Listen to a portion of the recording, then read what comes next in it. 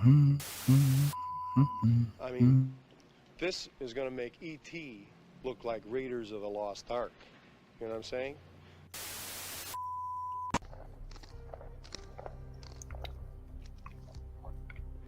What is Pops doing?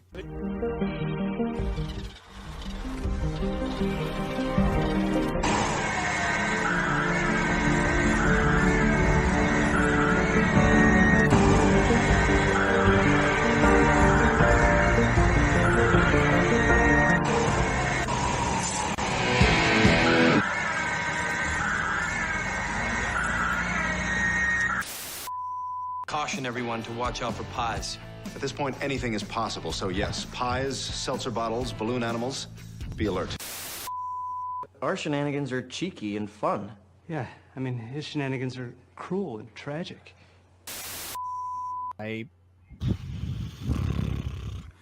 Subverting expectations. It's just clearly fan fiction.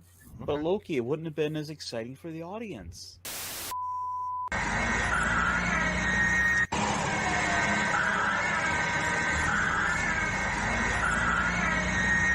Boy, do I have a surprise for you.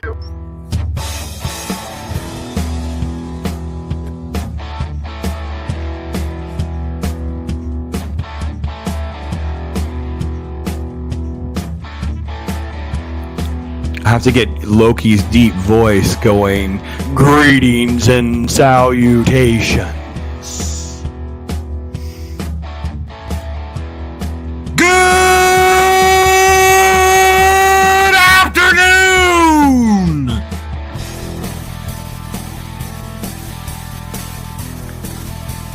And I am Pops, and it's time to talk hard.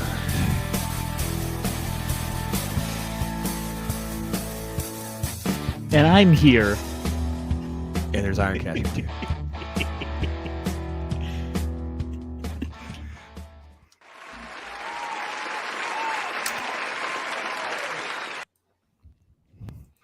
Oh, it's great. I just like having fun with that part, actually, to be honest. Well, hey, everybody. Greetings, salutations. Thanks. Welcome to Talk Hard. I am Pops, and with me is Stone Loki and IRONCASTER. Gentlemen, thank you so much. Hopefully you guys are doing well. Oh, yeah.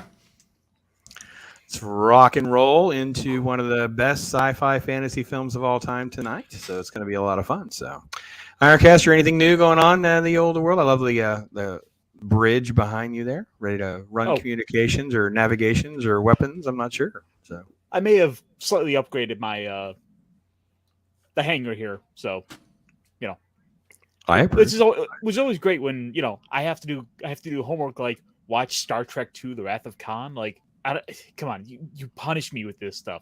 Like, seriously. Oh, it's not punishment at all. It's great. It's like rewarding you. It's like rewarding you for a job well done. So let's see. Hail to the wrench. He is the mod, the Pops mod. Chris Persia, thank you so much, my brother, for helping us out and being here with us tonight, as always. My brother from another mother, Dave Rudin. Thank you, Dave. It's awesome to see you in here, man, hanging out with us. And you guys are doing wonderful things by just supporting us. And then Ryan, of course, Ryan, the Mr. Dr. Professor. How are you, my friend? Here you are. Joker voice. All right, brother. What's up with you? Hopefully you're doing well. Hopefully things are going all right. Let's get our Star Trek on tonight and go from there. So just such a great film. Before we got to the film, I didn't know, you guys want to open up with like any special memories or associations with the film that you'd like to share before we get into it? Loki? So I do not remember seeing this movie in theater. I know I saw Search for Spock, and that was either like shortly after we moved to Texas or right before. I can't remember. I do remember seeing that in theater, but I don't remember seeing this in theater. I always knew though that this was my favorite Star Trek movie. It still holds its own today.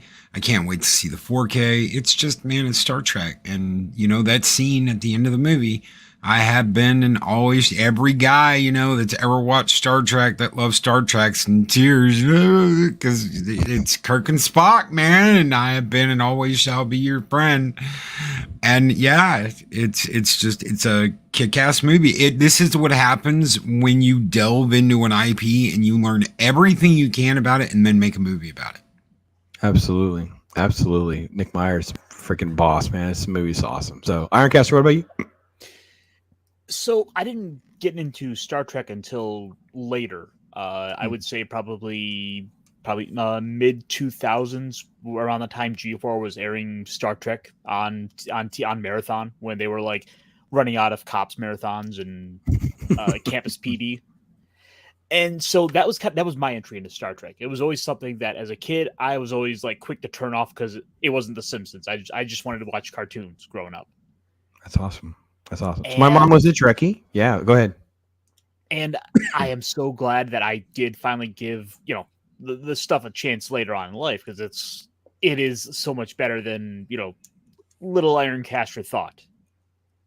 Awesome. Joker Voice says he vaguely remembers seeing it in theaters. So my mom was the Trekkie. I think I've talked about it a few times in different places, so I'll repeat myself here. She took us to Star Trek Motion Picture. Had to see that every afternoon. It post cartoons. Usually had time to go outside and play, but at 5 o'clock, OG was on, man. So TOG was on. TOS, sorry, original series was on. And when that one finished, obviously they made such a massive success that they went ahead and announced this film. And Nimoy, of course, didn't really want to do it. And it leaked out, and I had to double check this to make sure. Somebody asked me about this when I mentioned it before, and that it leaked out that Spock was going to die. And I looked it up. It happened in London. So I guess maybe there was a Comic-Con or something. But anyway, the script leaked out that Spock died very early in the film. And then gradually, because of that leak, they kept doing rewrites, and they kept moving his death further and further back in the film. And I guess he approved because he was getting every single script update. He never objected. So they just basically ended up with him for the whole movie. But anyway, so that said, Mom took us day one because she figured if Spock died, she already knew that. She didn't want to know that, but she did. She took us day one. I think it was just me and my brother. My sister would have been too young. And I remember crying in the theater, just weeping, just like, oh, Spock's dead, man. And they kind of get you early on because of the whole, Kobayashi Maru thing where he's there dead. Are you dead? Aren't you dead? So you kind of think, oh, okay, they kind of got us. But anyway, so it's great to have you guys here. It is by far the best. It's the one that I love rewatching the most. Not a big Trekkie compared to Star Wars. So my dad's a Trekkie Star Wars fan. Thanks to my dad. He took us opening day in 1977. That must be to the original Star Wars film, right? So my mom's still salty. Oh, that's right, May 25th. Yeah, that was a Star Wars experience. So, it was a good experience. So, well, then let's just jump right to it a little bit. So, I mentioned it briefly. We'll go over here. We'll drop this down like that. And obviously, the opening sequence is just so superb because you're kind of immersed immediately into their universe. You don't quite exactly at first know what's going on as far as being a simulation or not. It's the Kobayashi Maru, which has now become like a fun reference for sci-fi fans, not just Trekkies. I think it's really kind of a cool thing. People mention the, no-win scenarios, and it plays out with Kirstie Alley. And look, I want to make sure I got this right. I think she is considered half Romulan, half Vulcan, right? Yes, she's half Romulan, half Vulcan. Originally, she was the daughter of Spock and the Romulan commander that they captured in the original series. That's why she shows emotion in this film. Like she shows emotion 2 or 3 times. That is kind of unorthodox for a Vulcan, but it would be okay for maybe, a half Vulcan or something like that. So making sure, I know a little thing. I know a couple things. I don't know very many. I'm not going to hang my hat on the same areas you guys do, but love this sequence. Go ahead.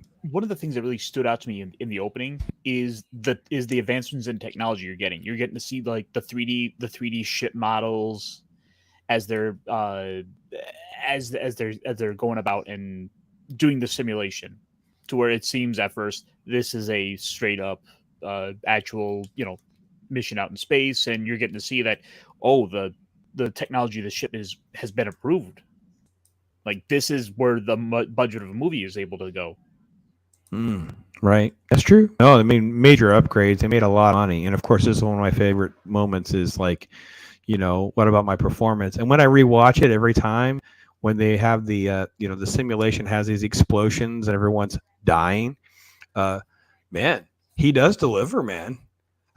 Bones takes a tumble, man. He flies backwards. I got to give him some credit, man. It wasn't like, he's not exaggerating in his little joke here. So it's good. I love the fact that we can have decent humor that doesn't disrupt the flow. Obviously, we were over-analyzing Halo, and it was easy because their script is such garbage, and nothing would flow. They would have these attempts at humor that would totally interrupt the scene. But I just look, you look down at the clock, and you just realize how much was being put in each little scene and each little sequence. So Kobayashi murder, does it come up? It comes up in other films and stuff too, right, guys? Didn't we mention it several times? Isn't that the code name for, isn't that Search for Spock? They use it as the code to get the other ship to sneak out to go look for him and stuff. And the Kobayashi Maru set sail it's ready to set sail for the promised land. Yes, they use that as code to keep everyone else from knowing that they're going to go out and do what they're going to do. Yeah, right. Ironcaster, anything else? Oh, I was just going to say that. The scene doesn't have to do a ton necessarily to establish who all the characters are, because you have the benefit of having 60 something episodes to help build these characters up. They are these cultural icons. They don't need to sit down and explain, who Sulu is. It's like you already go in knowing, but that. And we revisited these things in the previous movie, so we've had kind of an update, at least a little bit to it. So, right. Well, even with that, it's the kind of movie that you can go in not being a Star Trek fan, and you could still appreciate. No, I agree. And you also could just not have watched the motion picture and just jump right in. Just go, okay, well, he's an admiral now. Like, you really don't lose a whole lot, because I think there's such a massive upgrade in this, because Nicholas Meyer really wanted more of like the military insignias, the whistle, little things like that were added that weren't in what I think Roddenberry kind of had envisioned up until this point. And it kind of went through like a transformation at this point. Look at these shots, like this scene. And then the next thing, we're in like Kirk's room. The location and stuff was very interesting too. Ironcaster like messaged me about like, I feel like I'm in Fraser's apartment. You know what I mean? I don't know. What do you think? It was kind of an interesting choice the way they kind of did all of this, as far as giving you like the personal background, but also like giving them like behind the scenes of what their lives would be like in real life.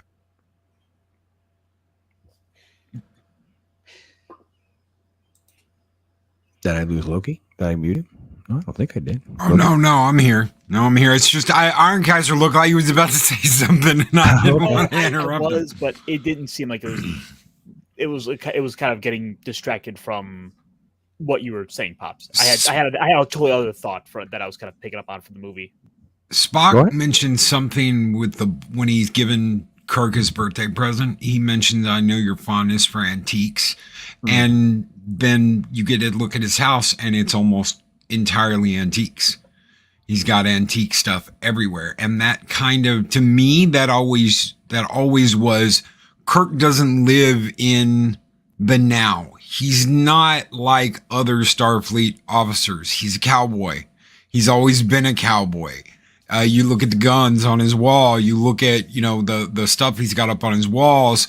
He's not like normal Starfleet captains. He is a cowboy. From the very beginning, even on TOS, he was a cowboy. Yeah, really like it.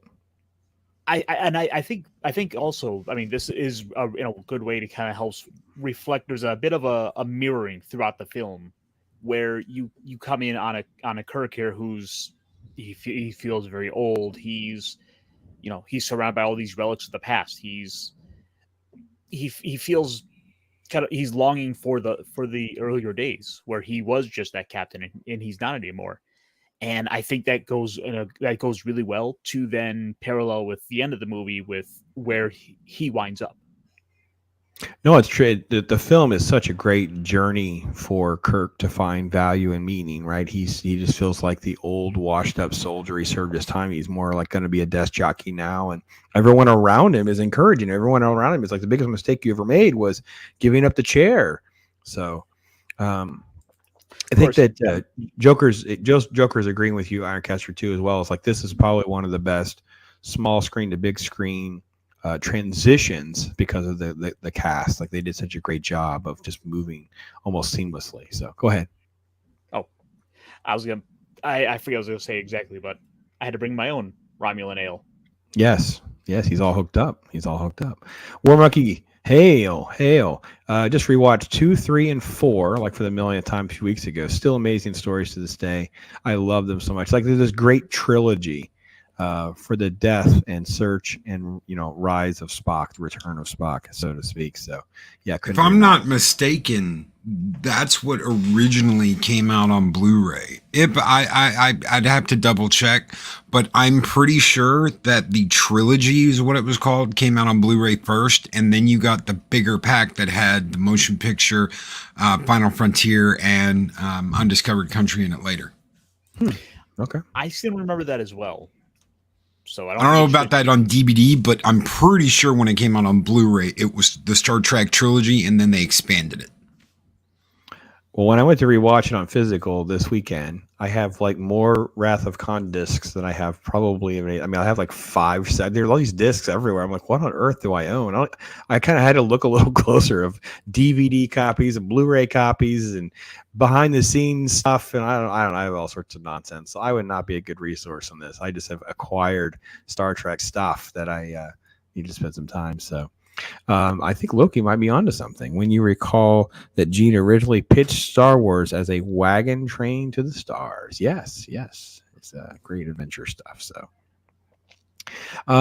yeah, it moves pretty quickly through, this whole intro of where we are on things since the last movie, as far as the cast, how Kirk is feeling aged.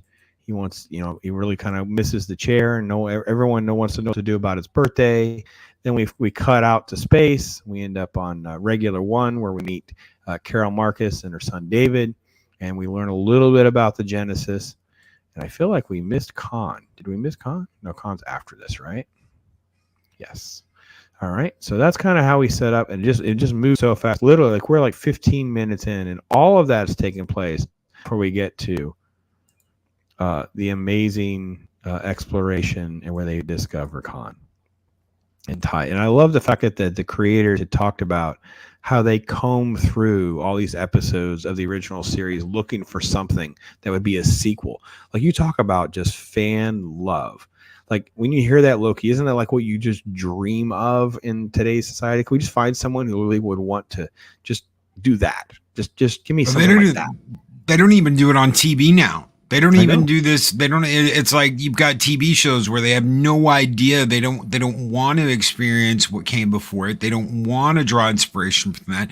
They just want to do their own thing. And the fact that Nicholas Meyer sat down and watched every single episode of Star Trek. I mean, he like barricaded himself in a hotel room. He had him bringing him room service.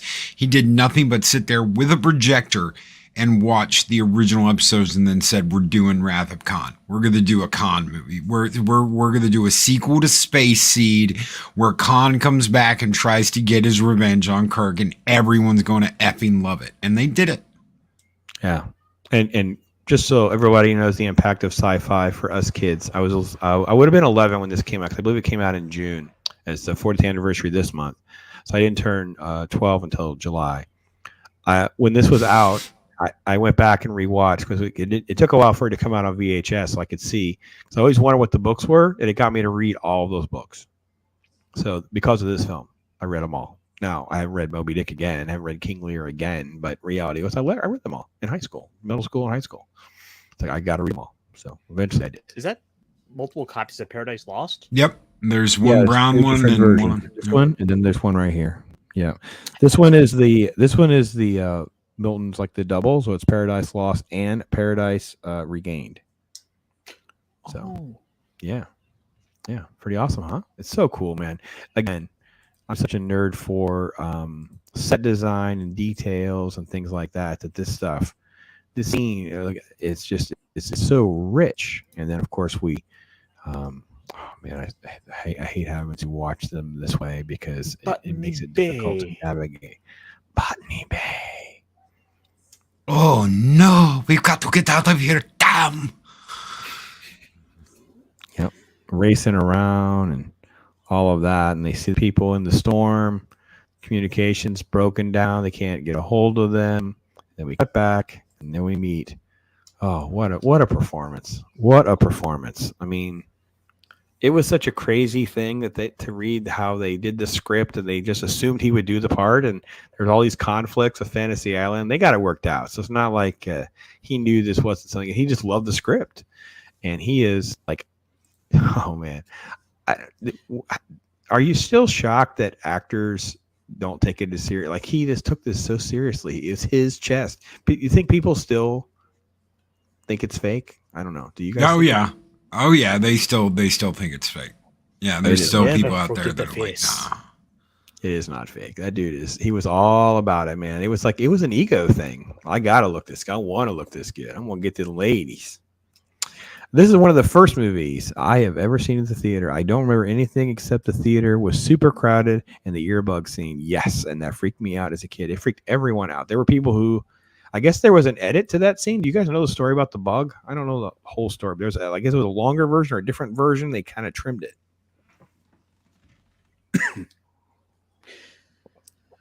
No, I don't know anything about the edit to it. Anyway, I kind of got a picture somewhere of the giant ear and them holding the fake worm. It was like a really cool special effect back then. I've paused on that scene to look at this bookshelf before. Yes, thank you for joining me in that nerdiness. I appreciate that. So, and then after a busy day, I have not made any videos today, but tomorrow I will be releasing at least 8 videos. Look at the man is a machine. He's a machine. Beast. Keeps churning them out. Yes, War Monkey doing the Fantasy Island reference of Get the paid. plane, The plane, boss, the plane. Welcome to Fantasy Island. Awesome. You know, those two lines have fallen into the cultural zeitgeist, and people who've never seen Fantasy Island, they know those lines. Yeah, there's a lot of stuff from that era where we've gotten to the point now where the people are too young to even know where some of this stuff came from. So yeah, it kind of feels weird as I'm getting older. That's more and more common, sadly enough. So, yeah. So, I mean, any other thoughts on this scene? It's just true brilliance. It's all that scene is. That's just all there is to it. It's just true brilliance. Just the way his cadence changes when he hears about, quote, Admiral Kirk. Look at the dramatic taking off of the cloak to show off his chest before he pulls out the little earworms. When he does that, and he talks about how they killed 20 of his people, including his wife. Yet later in the movie, he's pretty much blaming Kirk for the death of Lieutenant MacGyver's. So it's like he knows what he did. He was like, you insolent cow, and he put this thing in her ear to get her to do what he said, and it eventually killed her. But he still blames Kirk for it. And then this dramatic placement of putting them in the helmets, and then the helmet's going to go on. It's like the audience is just like, first off, we're weirded out over the worm. And then it's like this long, drawn out, suspenseful thing, almost like a horror film. Like you know it's coming, it's coming. But we get this part first, lands on their cheek. Finally, they go to put the helmet on, and you see the worms fall right on their faces. Mm. Yep, it is just really tremendous stuff. Look at it, just crawling in. Look at that. How good that looks for a real effect. That's awesome. That's Leonard Nimoy's ear. Leonard Nimoy's ear? Yep, that's one of the they based that on the prosthetic they used for his ears. So they already had the mold. So they just made that out of the mold of Leonard Nimoy's ear. That's so freaking cool. It looks so good too. I wish crappy special effects in some of these shows and stuff now, and it's like to think that they were able to pull this off in essentially 1981, like when it was made. It's just incredible. So let's see. I remember being a little confused on why Chekhov was not on the Enterprise. Yeah, they don't address. They just keep moving. Just keep it moving. Keep it moving. Well, I mean, with with the Wrath of Khan, like, yes, that's always the obvious issue that's always been kind of pointed to, is that Chekhov wasn't on the Enterprise at the time of the filming, or of of the Space Seed. But I feel like that just goes to show you that this is still, that even with issues like that, it can still hold up. Like, just because a movie gets nitpicked doesn't mean it's not a good movie.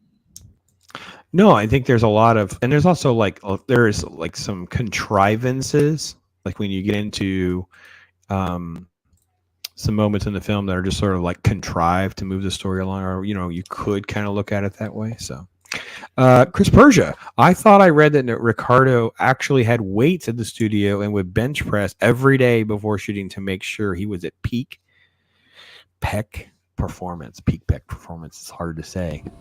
Did you guys hear that? I don't know. I would not be shocked. Oh yeah, he welcomed every day. He welcomed women on the set too. He was like, "Welcome, ladies. I am Ricardo Montalban, and yes, this is my chest." He's a freaking beast. And Ironcaster, Joker Voice is now checking out your stuff. He did a great stream this weekend, so make sure you check that out. Thank you. So, all Gundam. All right. Anything else? Got about 4 more episodes of that to go. Let's see. Man, chat just flying by. Oh, I do remember being confused. We read that one. Gap Stargate's here. Hey, Gap. Awesome. What's up, Gap? Gap. Dial home. In the house. Some back and forth here. The film is Ryan says the film is incredible. If released today, it would be like pure platinum. Yeah, it doesn't need to be released today because it's just gold the way it is. It would be worth its weight in latinum. Worth weight in latinum. All right, so then the story moves pretty quickly where we cut back to Kirk arriving on the Enterprise, visiting this brand new crew. There's the whistle and the military elements. A couple jokes. I like the fact that there's a little nuances about Scotty having a little bout of shore leave and Savik finding Kirk human. I thought it was kind of fun. Nobody's perfect. I always found it's like we never got a lot of the Vulcan language, which I feel like makes it really stand out in the few instances where we did get to hear Vulcan. Because I mean, you compare that with the Next Generation got very heavy into Klingon to the point where people were just like full on learning the language in full. Well, you got a little bit of Vulcan in 1. You got a little bit of Vulcan in this, a little bit of Vulcan in 3, and you got some Vulcan in TNG. But yeah, I mean, besides that, you really didn't get that much. You got them speaking English in the original series. They weren't speaking Vulcan. That's true. Okay, cool. It was really a big deal being around people that were really into Trek and that would talk Klingon. Like it was like a thing. It was just kind of not being into Trek as much. It was kind of a strange thing. That was one of the early things that set Star Trek fans aside from other genres and stuff like that. So this was the photo I found of the giant ear. So he's holding a little worm. There's the giant ear, a prosthetic, and they would run it down into the ear like that. He's got a big finger. Yeah, he's got big hands. Yeah, big gloves. That's what they say, right? Something like that. And a big ear. He's playing with a big ear. Imagine being that. Like, what do you do on track? What do you got to do on track? Oh, I'm in charge of the ear. I'm in charge of the ear. Joker Voice is talking about some of the military elements of the film and the new orders and assignments. Thanks. They didn't make much about Chekhov, so it's pretty awesome. Dave Bob in the house. Thank you, bro. Thank you for hopping in here and hanging out with us, talking some Trek. So that's cool. What's up, Brewster?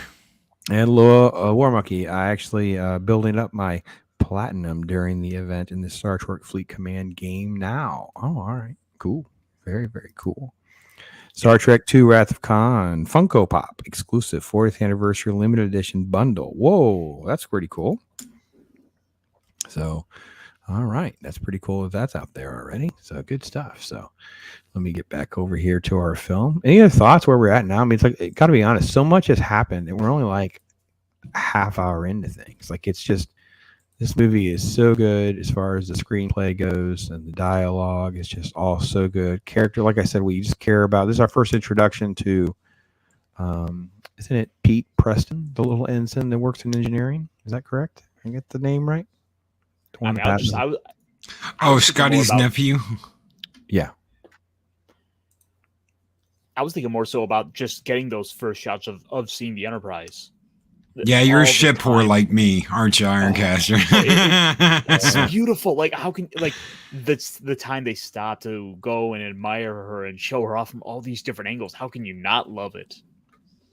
Yep. Yeah, it's freaking great. I have to be honest. As I get older, I'm enjoying that too, especially because I know they use actual models and stuff. And sorry guys, I'm buffering. It'll figure itself out in a minute, so we'll have to just kind of chat away at it. So it moves pretty quickly through that. We get through nice. We get to meet some of the newbies, and then of course Spock pulls the audible at the last minute, lets Saavik take him out. It creates this little tension, but we don't like derail the whole scene, and then we get some ship porn for Loki and Ironcaster and others. And as I get older, I do enjoy it more and more. You know, what I really fell in love with it was I rewatched Alien a couple years ago, the original. Oh, And all of that is where I'm like, man, these models, these ships. I just kind of like the spiral down that road of just really a greater appreciation as these different films. I revisit these other films. When I saw that, go ahead, Ironcaster. In Alien in particular, it's my favorite things are just the sets themselves, the way that the ship looks so lived in. It's kind of dirty and dingy and more like kind of what you would expect it out of the Millennium Falcon. And seeing that in 4K, like, because I got to go see the anniversary. I got like an Alien Tiki mug when I went to see that too. I went and saw it at Alamo, but I saw the 4K anniversary of Alien, and I mean, I'm just like completely blown away watching that on the big screen in 4K. I got to see that twice. I got to see it once in Missouri, and then I got to see it again here in Houston. And it's just, man, it's a different movie in 4K on the big screen. It's a different movie. I don't even mind that the stuff that's in the director's cut isn't in there. I don't even mind that I'm watching the theatrical cut because it looks so damn good on the big screen. I know we can't play much, but I'll just give you a couple seconds.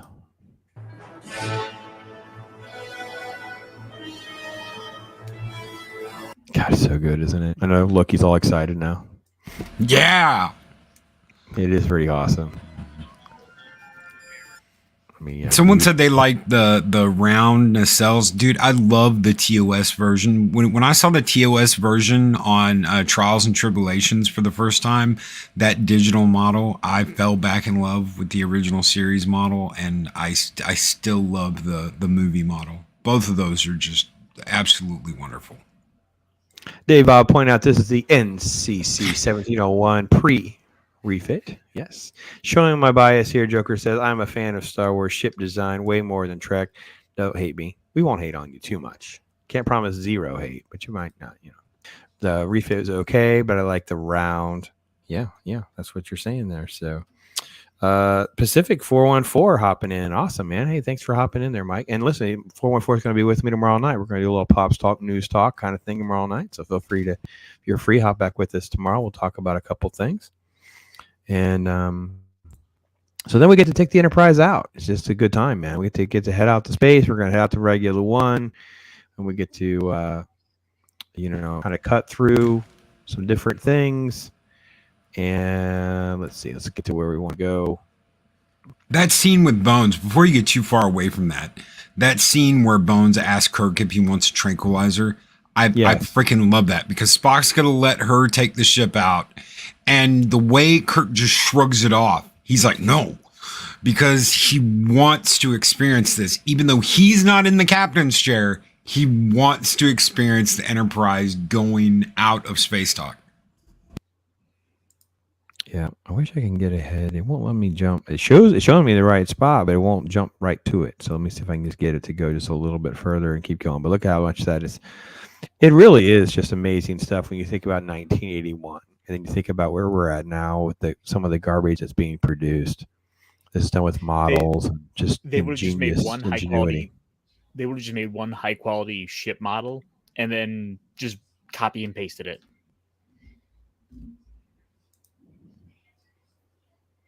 That's going to look With incredible in the 4K thing, right? Really, Oh yeah, because it'll all be redone. All the special effects are going to get redone. So then go ahead. Oh, I was saying, I thought I heard somewhere that they were like finding some of the old like original like negatives and the stuff they used for making the actual special effects for this. Wow, if they actually did, I would be completely blown away. Because all they would have to do is run that into they could 8K that. They could 8K that, and there's your movies for the next 2 decades.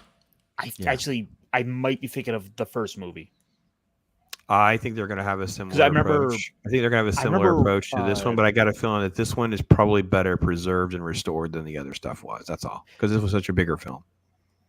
Well, see, I'm thinking of something Robert Meyer Burnett was saying a couple of months back, and I think it might have actually been for the first one, not The Wrath of Khan. So I was getting them mixed up. Yeah. Stephen Ransom is talking about the model kits of these models is what got him into modeling. Yeah, absolutely. And Dave Bob's talking about Kirstie Alley being hot. Yeah, Kirstie Alley was hot. And let's see. The reveal of the Executor class Star Destroyer ENSB.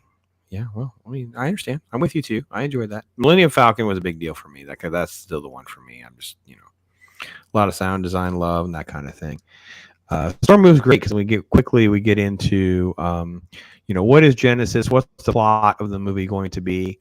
I love the characters are finding out, and they do it in a manner that is believable for us to learn what's going on as they're learning. So we didn't have to have exposition about it. We didn't have to have 2 versions of the story kind of play out. This is him taking control of the ship because of the broken up mess with Carol. And then we cut to Khan and his crew, and they're basically just debating why go after all of them. You don't need to. And then we cut back, and it's announced that he's going to take control of the ship. Did you ever get the feeling that when Kirk is talking to Spock, he almost doesn't want to have that conversation he had with Decker in the motion picture because he's very apologetic, and Spock's like, you don't have to be like that. I have no ego to bruise. You don't have to worry about me taking it personally. The ship is yours. But Kirk's almost like apologizing that he's going to have to take command. And you get, to me, I always got that feeling. It's almost like he's talking to Decker again, but Spock's not Decker, and Spock's telling him, don't worry about it. I am your friend. I'm a Vulcan. I have no ego to bruise. Just take the ship. You need to be in command. Yeah, I think it plants the seed for later in the movie, right? With the self-sacrifice. Like you start to see just Spock's dedication and loyalty is so deep and sort of underestimated in the grand scheme of the franchise. Like that's not one of the stronger suits you would have thought of when you thought of Spock being Mr. Logic and science and, being a warrior and being at Kirk's side. Now it's like, oh, no, it runs much deeper than this. Like you could really, it's defining the friendship in a very tangible way. And I think that, again, it's just a great writing. It's just brilliantly done. So for all the adventures they've been on, for all the times they've saved one another's lives, they formed a brotherly bond that is beyond words, and you believe it. Yeah, I agree. It's so good, and I want to try to make sure I try not to get a copyright strike. So I guess we'll see what happens as we kind of move forward here a little bit, because I want to get to the one spot, because you guys know what I want to hear. You have proved we have a ship. He tasks me. Ah, yes. And defeated the plans of Admiral Kirk. Yes. Say it. We're going to say it. We're going to do it. We got to have a little pause. You do not need to defeat him again. He tasks me. And I shall have him. That's so good. It's such a great... The writer of his dialogue and how his character is developed in this film is just... It's just really, really incredible. It is really, really superior stuff. Well, the idea... I get more and more appreciation for it.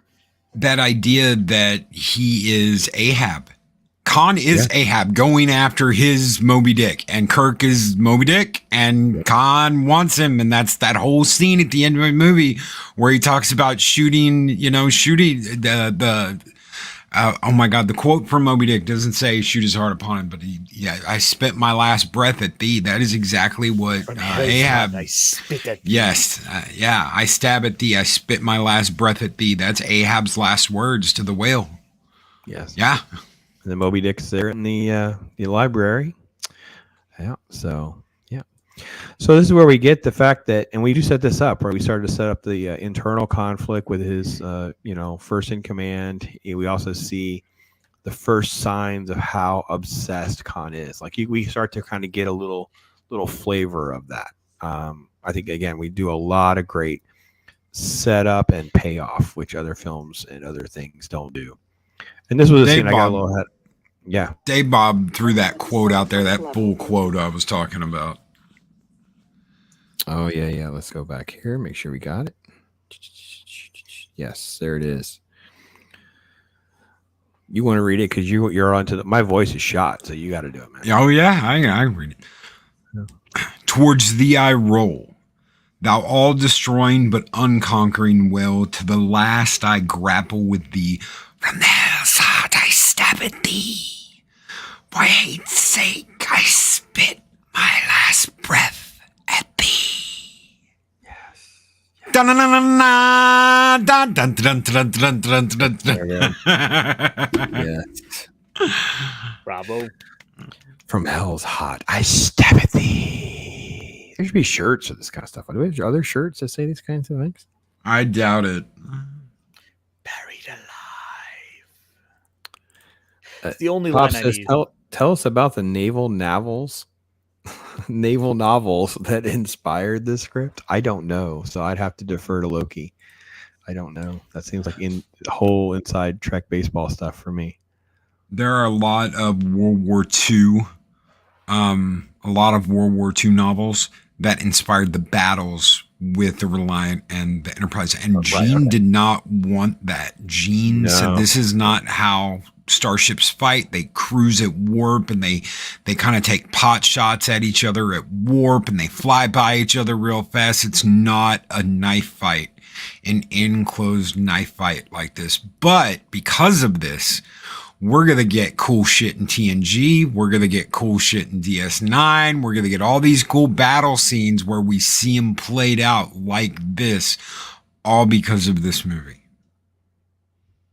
So Gene could not like it.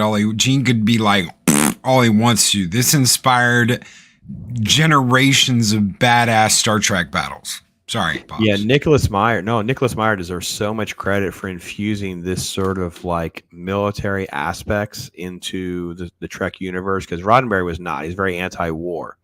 And like I said, he brought back, he instituted insignias, the whistle, there's other little references and innuendos that are added. And then, of course, like you said, he changed the entire structure to allow for this very intense, slow, methodical battle, especially the second one. It really, really is fascinating. And I know that, and I kind of misunderstood what Stephen Ransom was getting at there with the naval novels. I just know the military influence at a very high level and how much of this basically changed Trek lore moving forward. Like it really, really did. So a lot of that. People are just talking about how much they love this movie. Undiscovered Country #2 for Mike.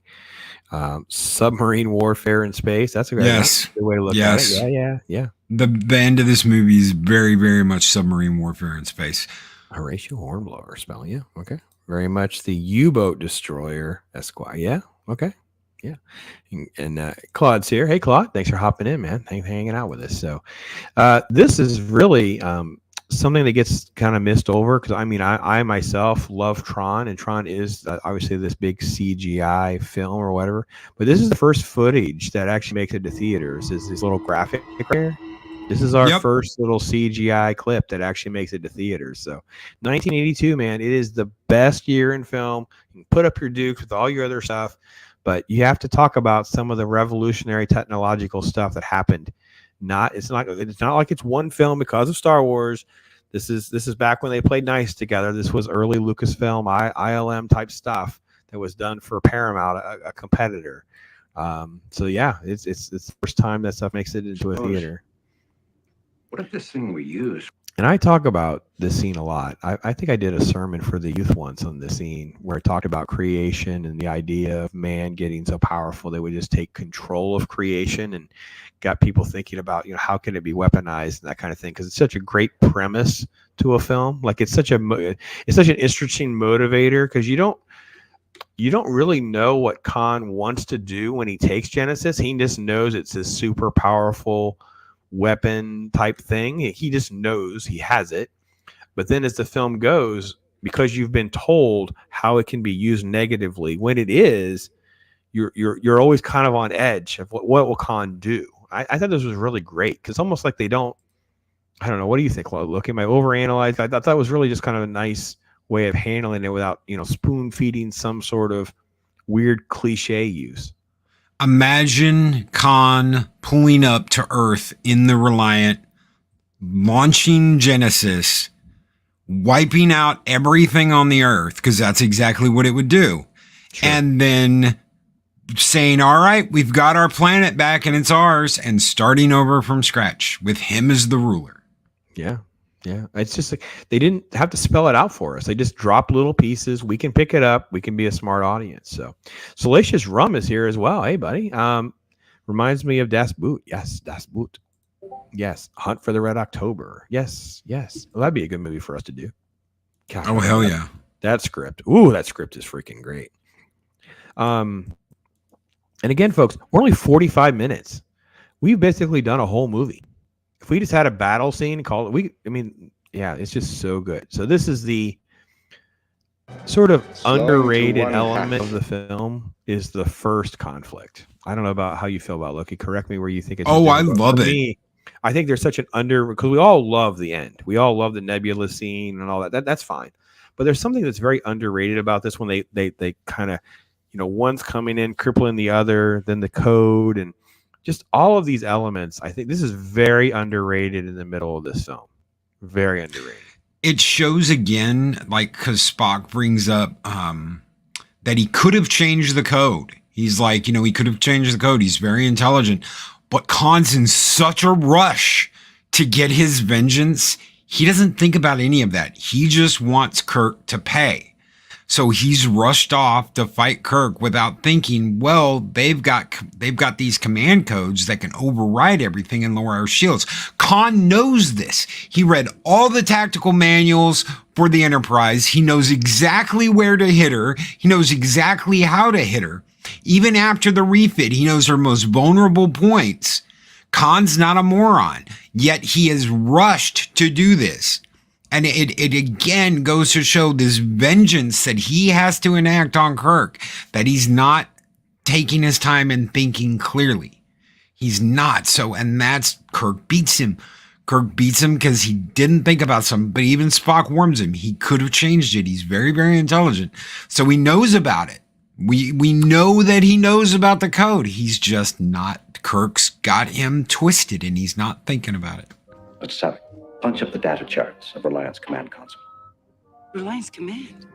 45 seconds. The prefix code. That's all we've got. That's genius. That's freaking genius. Because I think every sci-fi fan, every time I watch this movie and they get to this scene, I always just think to myself, it's so good. Like I just always, I don't know. When you hit when there's the home run, it never stops pleasing you. And that's why it's so good.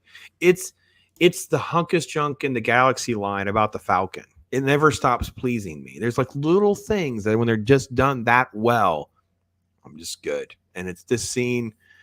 I think I played this scene twice today. The attack sequence and then the shields coming down and the fight back. I think I played this twice. I paused it. I went back and did it again. Where's the override? The override! Yeah, they're not responding. Yeah, it's just it's just the subtleties, right? We don't have to see anything special. It's just the little dots are going away. We know exactly what's happening. We're and the suspension. I mean, the suspense is building because you're seeing it go away. Oh crap! What's going to happen? They're going to get their chance. They're going to get their chance. You know what I mean? It's just so freaking good. This is. I don't know. So as a Trek fan, I'm going to pause for a moment. We'll ask Loki. He's going to be on the therapy couch. how does this rank on like your top 10 of all time kind of thing? I know that's like this impossible task to like whittle the whole movie library down to just 10. But as a Trek fan, as big as you are, does this kind of get at least close to this that is point? this is in the very top, probably the top 3, because it's not just a battle. The Enterprise is on its knees. They have fallen. They have been beaten. Yeah, it's over. And Kirk's going to beat the no-win scenario.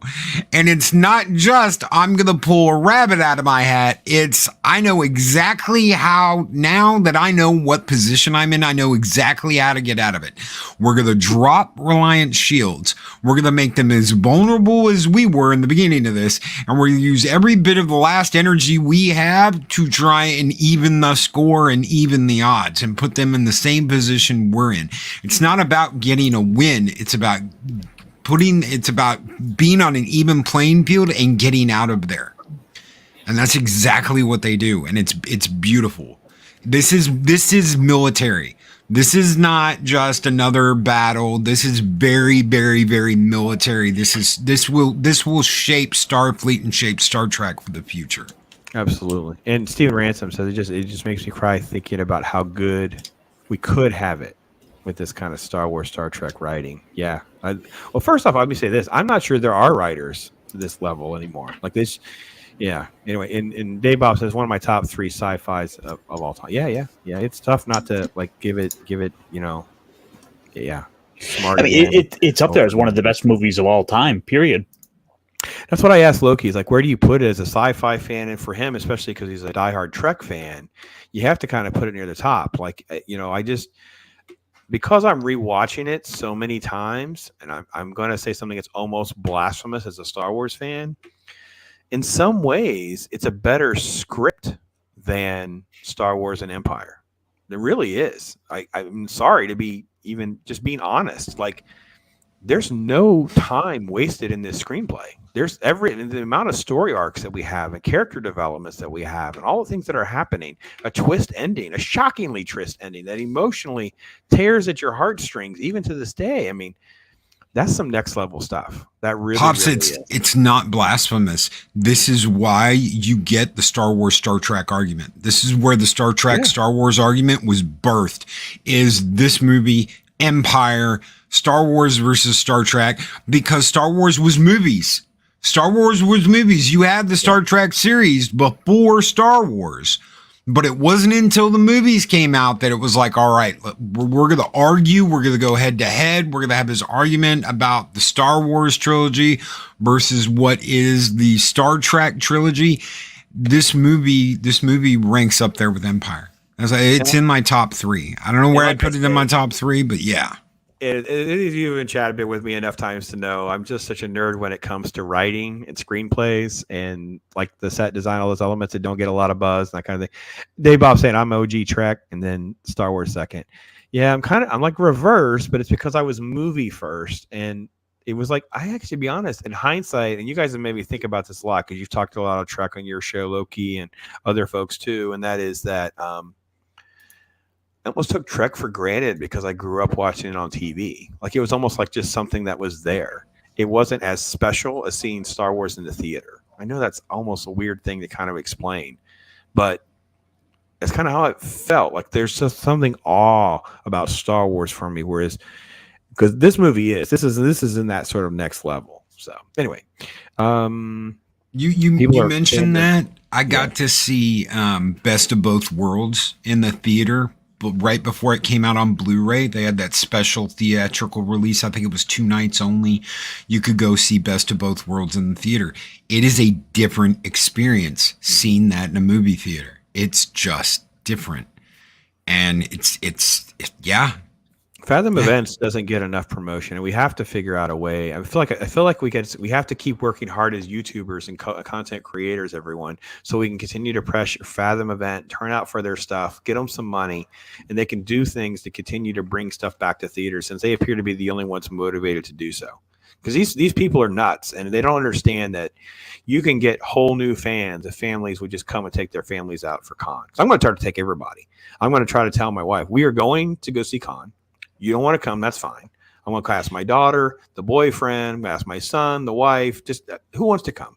I'll pay the expensive ticket to come because I'm making fans. I don't want to like to over promote the Ballholicon thing we're doing in October. We are renting a theater to see a movie, and I'm hoping, since this isn't too far off from that we can get a Star Trek movie. I'm hoping we can get Wrath of Khan, something like that for Dallas.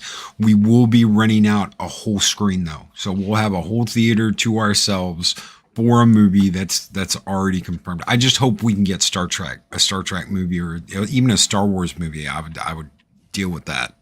I just hope you're not wishing this on a monkey's paw, because you might wind up with only JJ Trek movies. Oh no! I won't do JJ Trek. We'll watch something else before we watch JJ Trek. Yeah, I'm with you there too. I mean, to be fair though, it does kind of sound like a fun idea to have a whole room of people hate watch a movie. Huh. I hadn't thought of that. But the problem is I can't record our hate watch. Like the hate watch is fun because we get to have fun hate watching it together to sort of like document it. And I always kind of lecture that part of my motivation is the YouTubing thing is I feel like I'm talking to someone 10 years from now. Like hopefully the videos stay up long enough, and I'm talking to some 20-year-old in college now going, man, this is good or this is bad. That's who we're talking to. We're not just talking to the people today, the people in chat today. We're talking to people that are years away from us now. So, well, I'm also reminded of just kind of the stories people would try to say of, oh, everyone hated Empire Strikes Back when it came out at first, or people, or all the like sort of revisionist history people try to say about these things. And sure, I think there's certainly a value to being able to get the thoughts of people who either are just seeing it fresh for the first time. I mean, I think everyone loves to watch on YouTube those videos of like someone's first time reacting to something, like to be able to go and watch someone's first time reacting to see, Vader, telling Luke, I am. Oh yeah. It's incredible. There was a vocal group that thought that the Ewoks represented the Viet Cong. And that Lucas put teach everybody a lesson, but it wasn't that they hated the movie. And they can try and talk shit about Empire.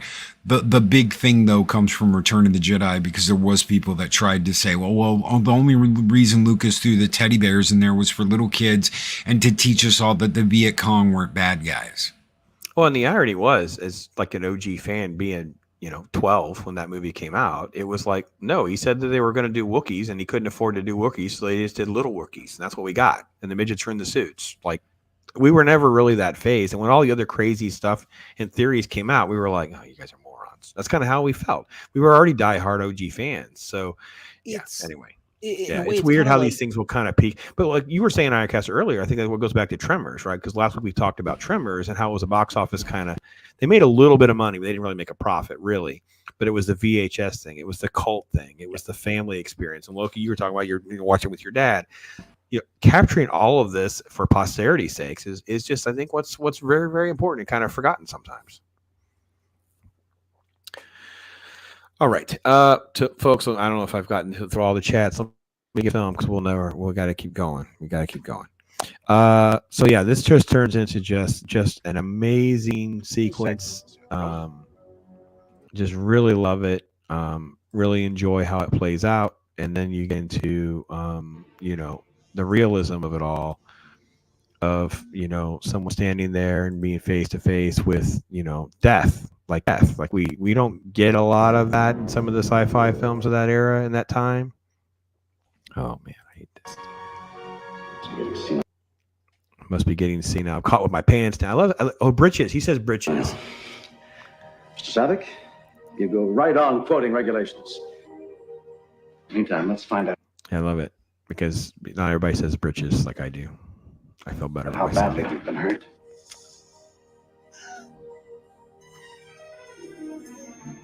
It's just so good.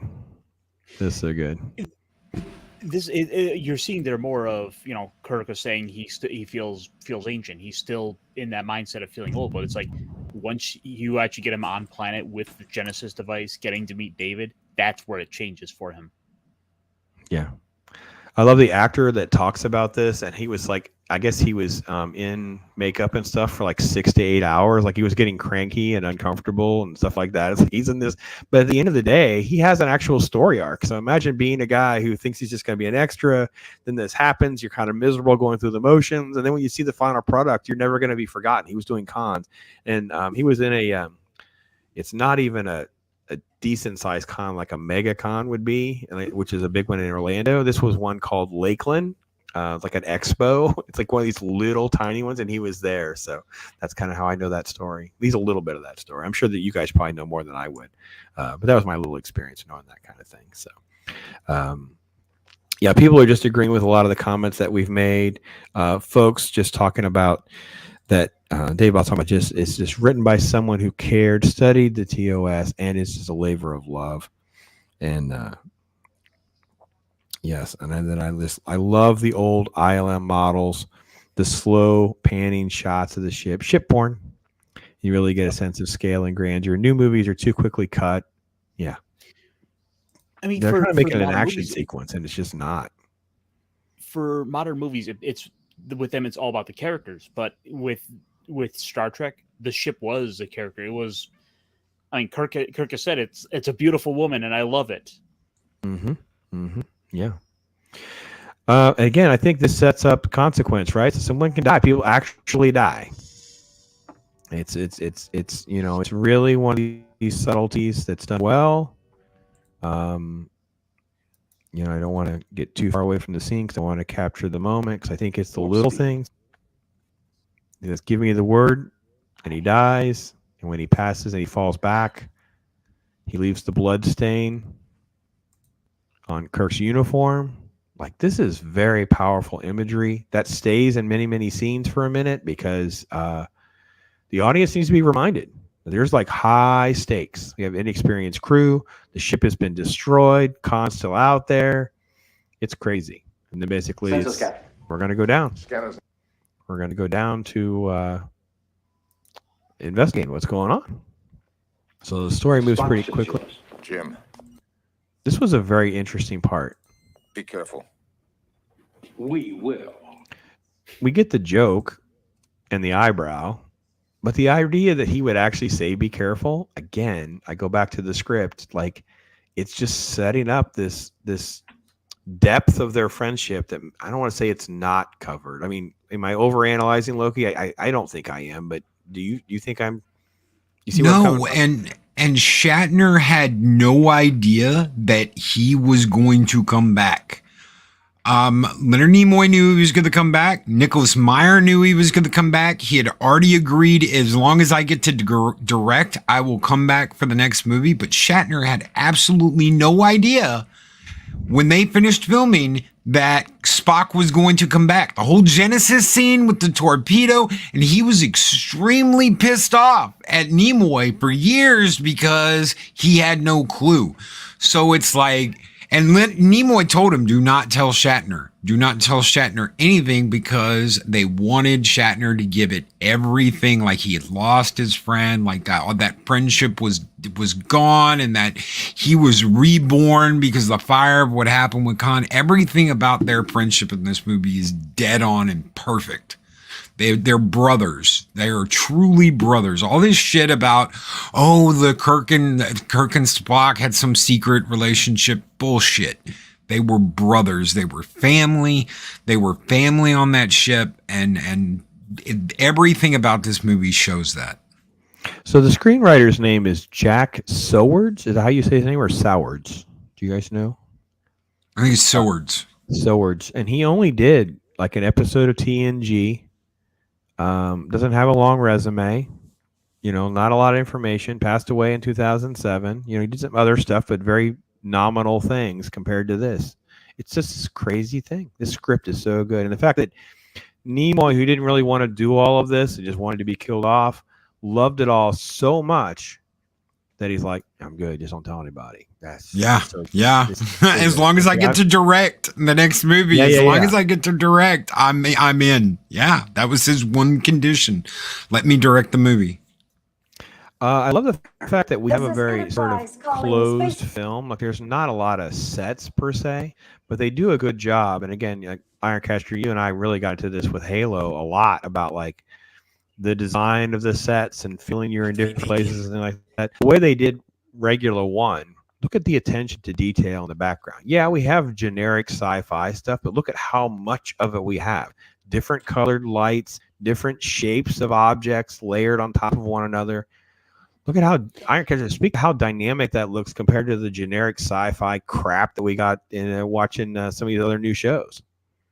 Yeah, none of it feels generic. It all feels like it's there for a purpose. Like it's not just something to hold a beaker. Like no, that's equipment meant to like detect and read for things and sense things and giving them readouts. Like there is a purpose to it all. Yep. So this is them figuring out that they've beamed somewhere else. They're going to go ahead and follow wherever they went, and that's where they're going to go. Khan is monitoring the transmission back to Spock. And then, of course, there's the big betrayal right here because they're basically got the earworms. Yep. And yeah,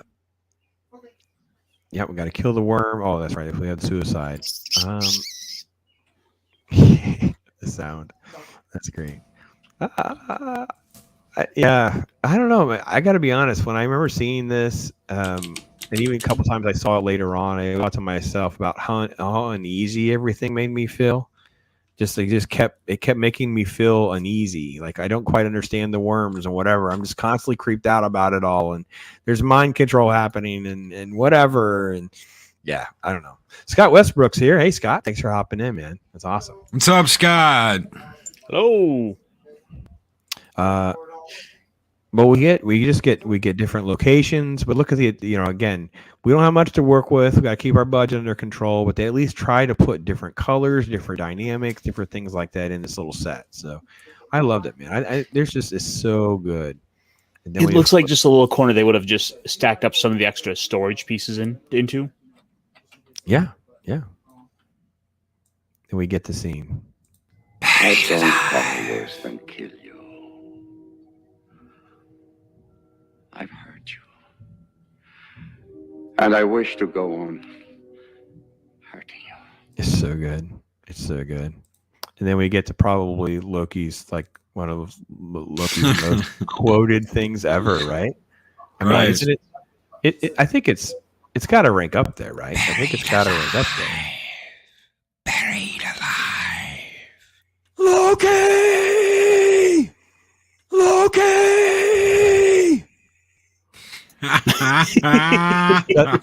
that the scene we're talking about? I think that might be. Yes. I think that might be. Buried alive. Yes. Eventually we're going to have enough clips to make a full movie.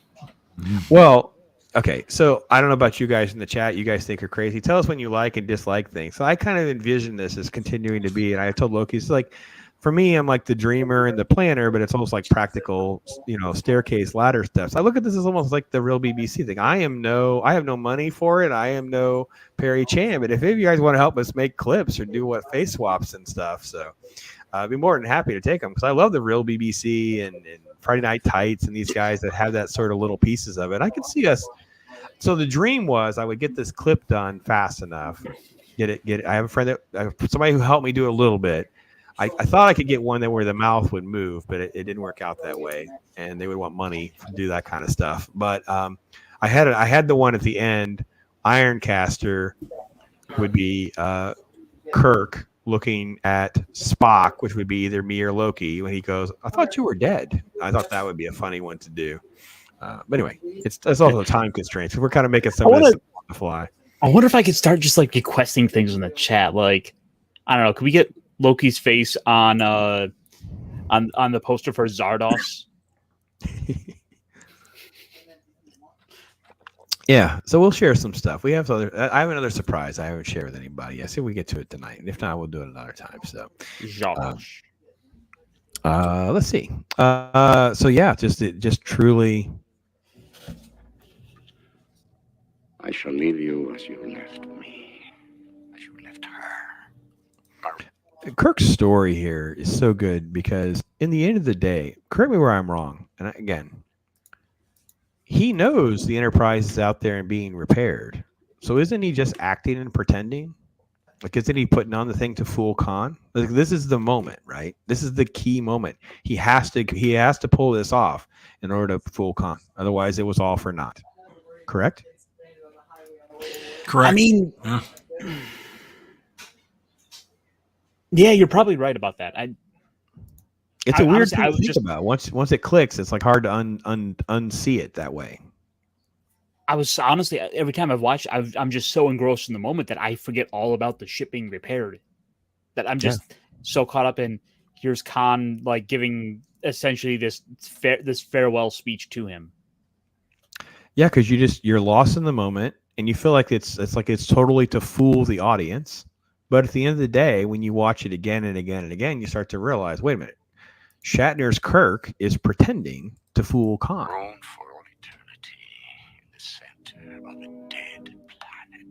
Yeah, there you go, Loki. Ready? Oh yeah. Buried alive. Buried alive. God. It's so good. It's so good. And then we're just going to sit around for a minute because the audience needs a moment. The audience needs a moment. And this is where Hollywood really can't get these scenes right. Talk about just the brilliance of filmmaking is you got to take a breath, people. We just stressed everybody out thinking they're dead in the middle of a planet and all the stuff. Khan got away. You got to have a moment.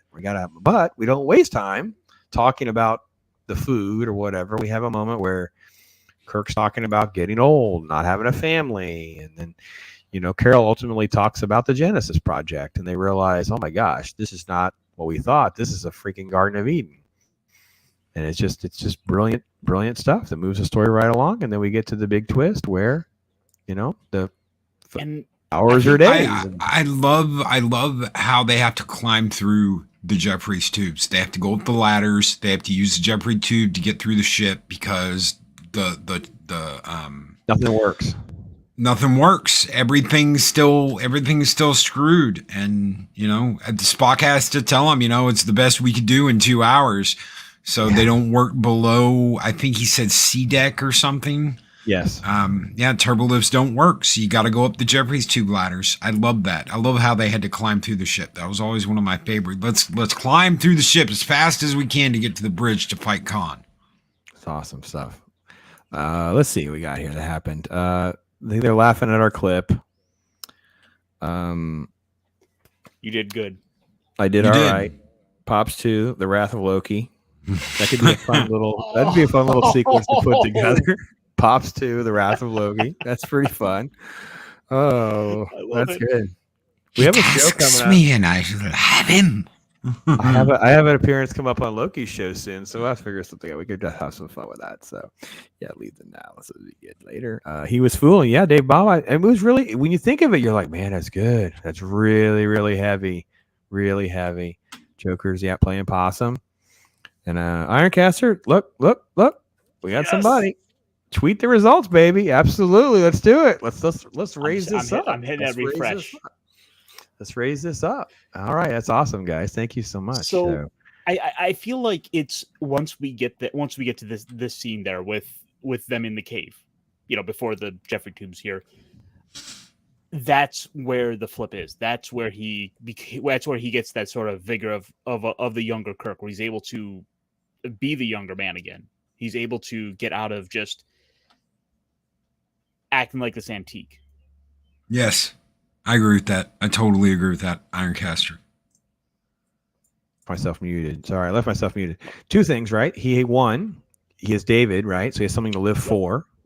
Then 2, he's back in his element, right? Because he's a wartime captain, right? This is the argument, Kirk versus Picard. I'm like, they're apples and oranges. They're not fair because you've got wartime captain versus diplomatic captain. Each have their moments to have to play the other role, but one is more primarily suited than the other. And I think this is where Kirk's in his own element. He's like, I'm ready for you. I've got the upper hand on Khan now. He's got a little bit of that, swagger.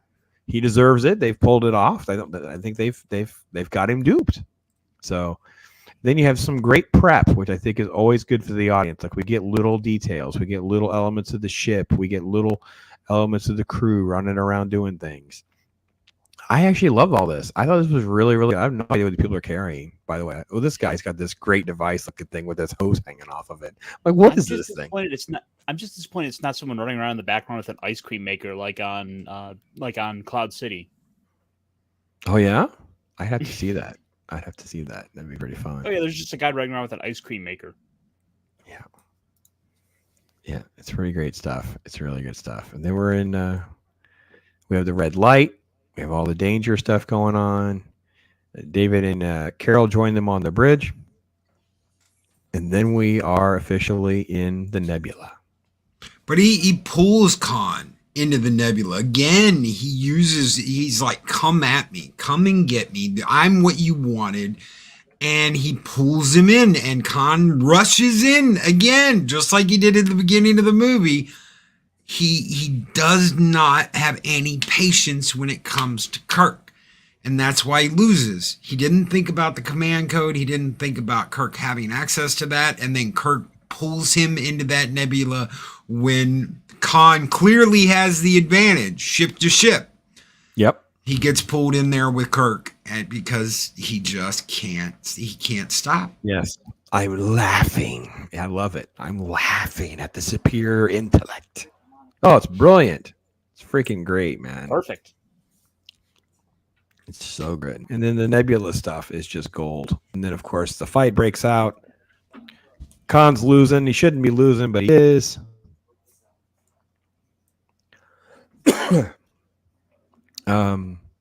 These scenes are going to be redone in 4K. Wow. I can't wait. I can't wait. Yeah, I'm right there with you. I can't wait for that. I wish I could. I wish we could meet in the middle. I don't know what the middle would be, like Alabama or Mississippi. I don't know where it would be. We meet in the middle somewhere. It's good, so good. Kentucky.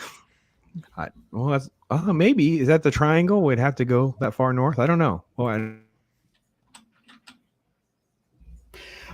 Well, because like I'm way up in Michigan, so I'd have to come considerably south, and Kentucky seems like a good midway point.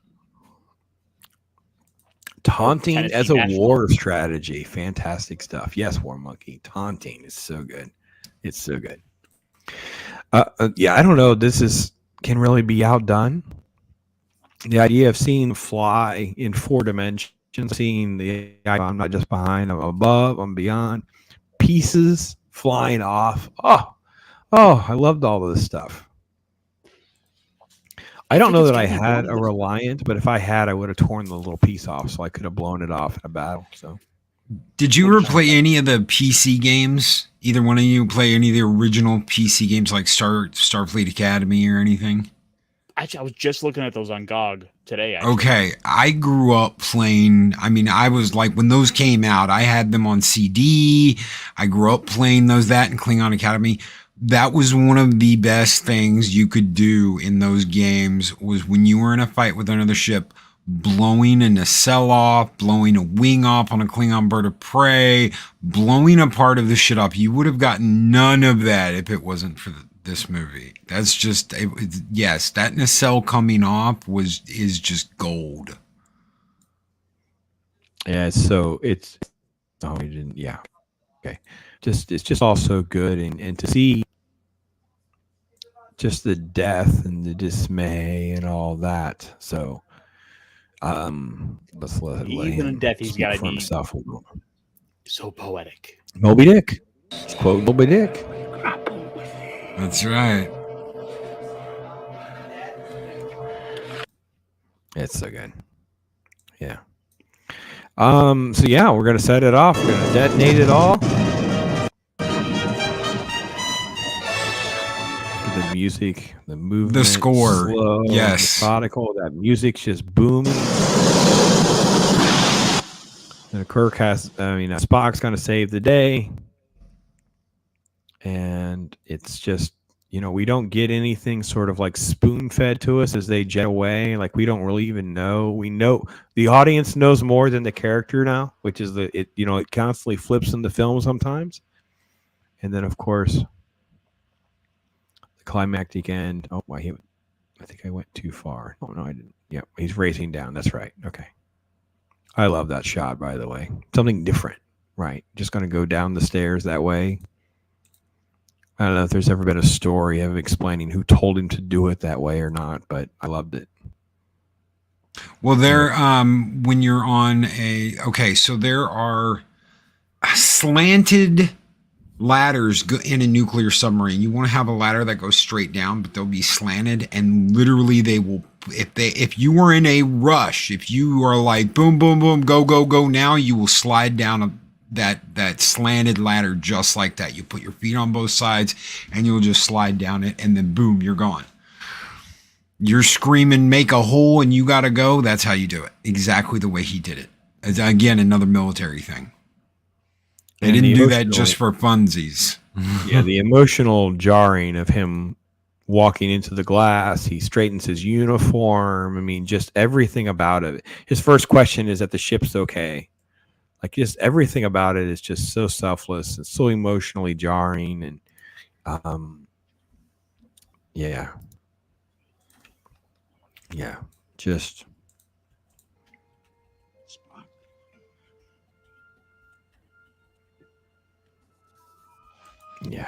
that's so good. So good. That's to be one of the most emotional scenes in sci-fi history. He stumbles towards the door, but he can't even see it. Yeah, when he runs into it, and he like straightens up for a minute. Yep. It'll waste no time just tearing you up even further. Like, they just don't waste any time. Going right to a funeral, putting him in a torpedo, playing the freaking bagpipes, ripping Amazing Grace.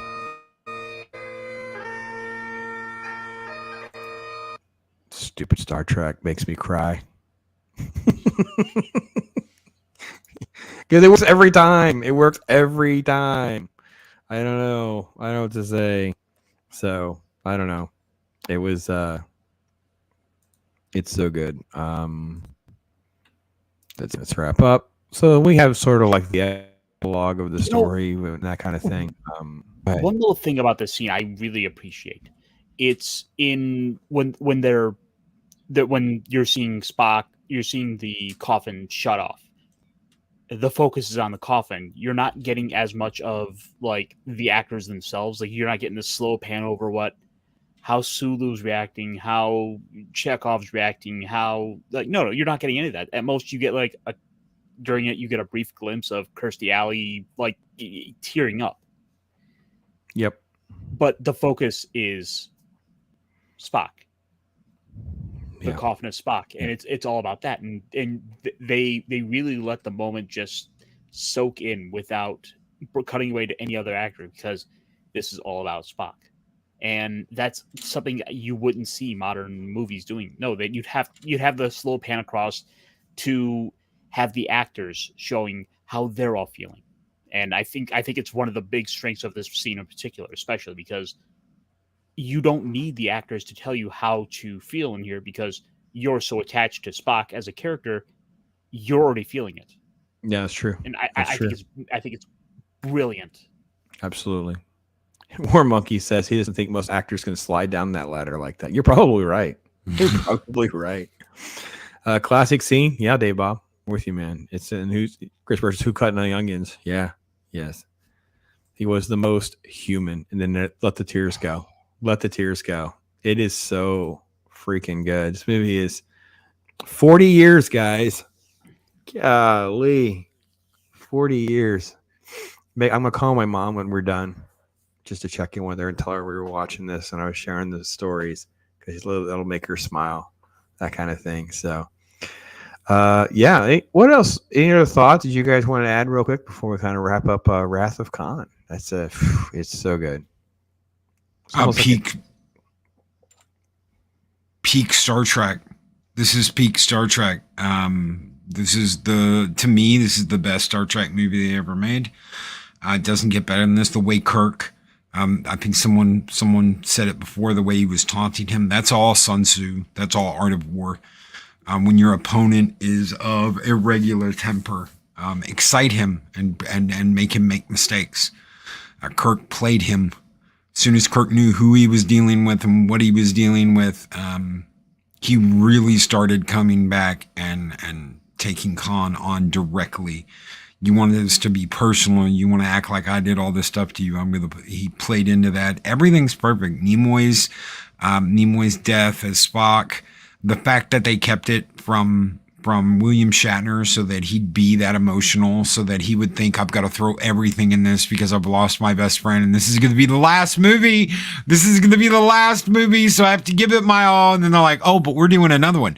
Well, we can't do another one without you. Oh, well, he's going to come back and we're going to direct it and we're going to call it The Search for Spock. And you hear all this stuff and all these stories and how Shatner he was throwing things in the room he was in with Nick and everybody. And it's just, it's perfect. It's perfect Star Trek. It's the perfect story. They did it perfect. You don't get shit like this anymore. You just don't.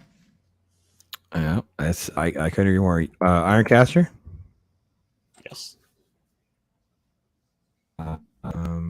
I have to say I've watched this movie now 4 times in this calendar year, and I know that's kind of crazy to think about. I didn't realize until I started thinking about it.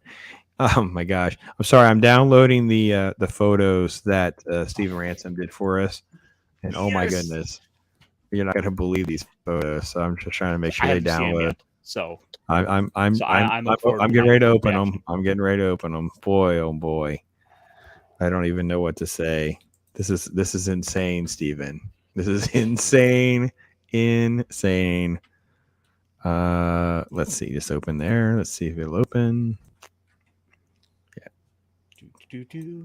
Oh, geez. Come on. Stupid freaking computer, man. So, it's fine. I'm going to share it just like this.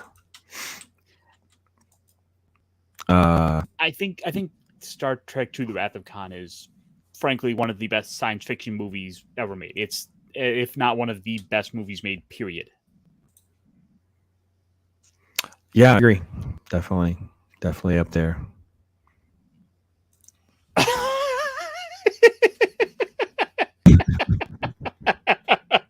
Wow. No, thank you. Wow, it's right. Wow. That is the stuff right there. Wow. So yeah, let's yeah, that's one of them. Wow. That was one. Let me get the other one. Oh, there's more. Oh yeah, that's actually the crazy one. The other one I think is even I don't know. I think this is probably, I think this is more in terms of what I thought he was going to do for us, but you know, there's that's just me. It won't open. Freaking, oh jeez Louise. Sorry guys. Boomering away like a boomer. All right. What so I'm doing that. What is the second favorite Trek film for each of you? Do you have like a 2 and 3? I mean, is it kind of like the how do you kind of rank the next ones, or kind of what do you think? 2, 3, and 4 I think are the best movies. I really like Search for Spock. Some people say they don't. The whole scene of him stealing the Enterprise, when they steal the Enterprise, that's like one of my favorite scenes in Star Trek history. Is them, sir, someone's stealing the Enterprise. I'm on my way. And then, you know, transwarp drive fails and it's like, good morning, Captain. And you know, Scotty's the one who submarined the Excelsior. I loved that. I absolutely love that. Yeah, it may be a rush job, Steven. My goodness. Oh, dude, you have my talent. goodness. Absolutely. That's freaking awesome. That's an underrated gift you have, my friend, and a disturbing one, I will completely admit. Yes. You must promise us you only use your talents for good and not evil. Yes. Well, we may not be able to control that, you know, now that we're stepping out like this and doing our thing. So people are heading out, Joker voice leaving, that kind of thing. You guys all take care. If you got to bail out, I totally understand. So, so yeah, there's our talk hard. Give it to you like it, giving you real. That's what we want to mean by this, man. It's been great. And yeah, Dave Bob's agreeing 2, 3, and 4. It's like the trilogy in there. So yeah.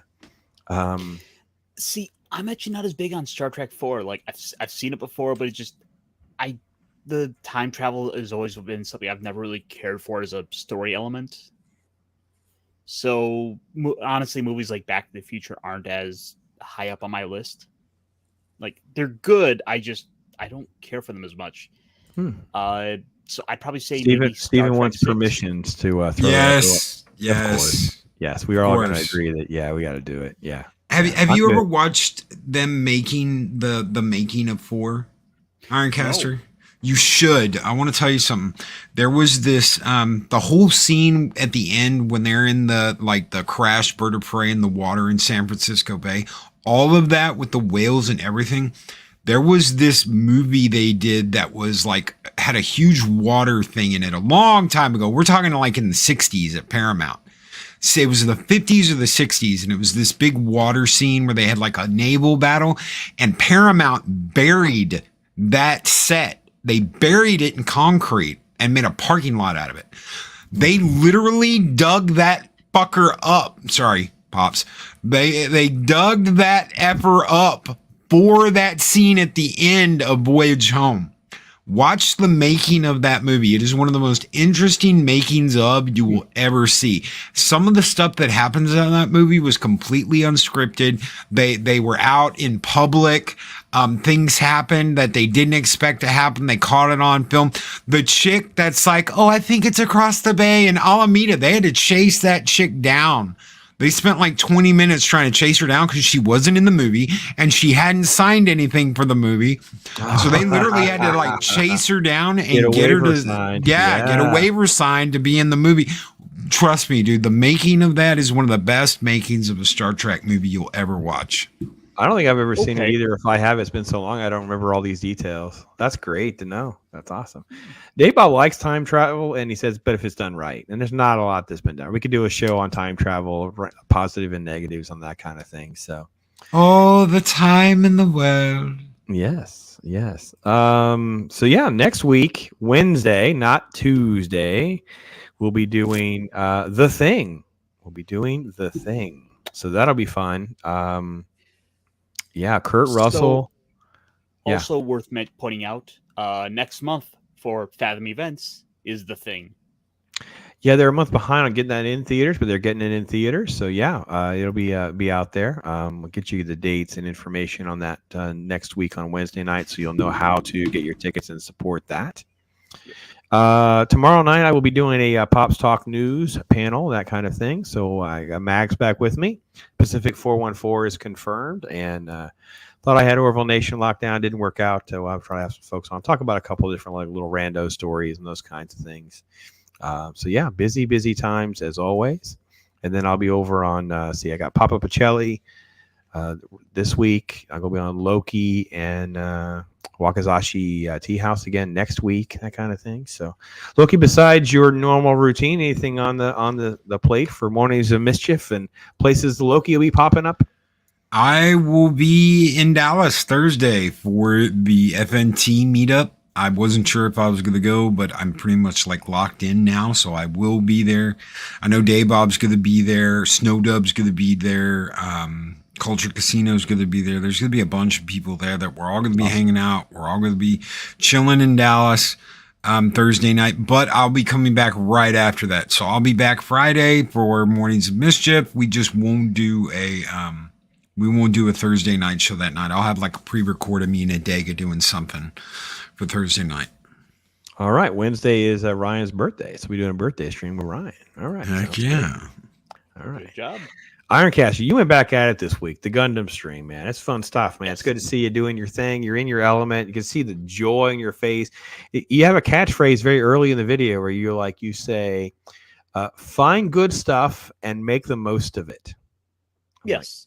It's Ironcaster's motto. It's literally the motto. That's your shirts. Find good things and make the most. Find good stuff. I think it says stuff.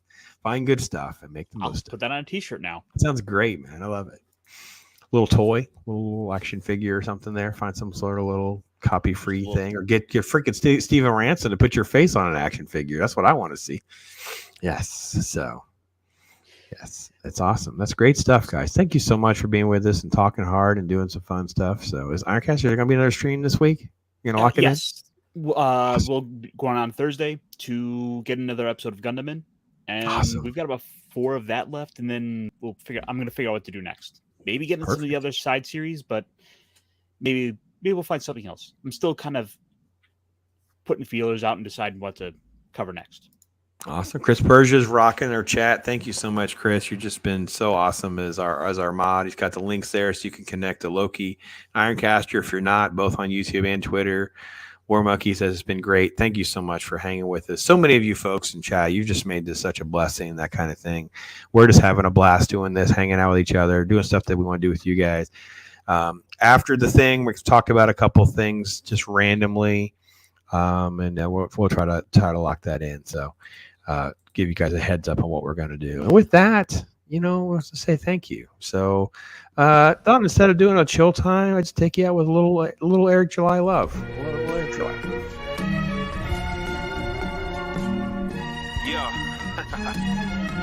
Right? And I'm not playing no